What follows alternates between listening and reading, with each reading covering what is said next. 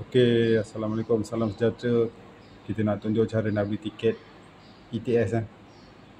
Okey, first kali kita tekan ETS. Kemudian kita ambil bahasa.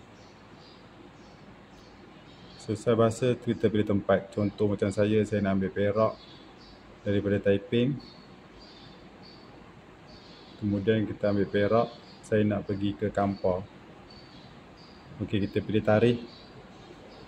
Tarikh saya nak ambil 3 bulan 6. Kita ambil yang ni.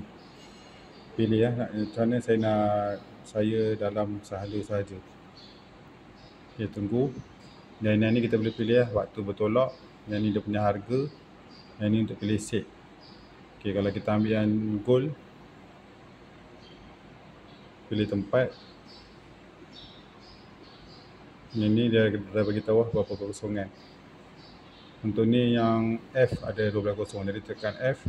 Saya masuk seat yang pilih. Dan saya dah pilih seat. Saya tekan pengesahan.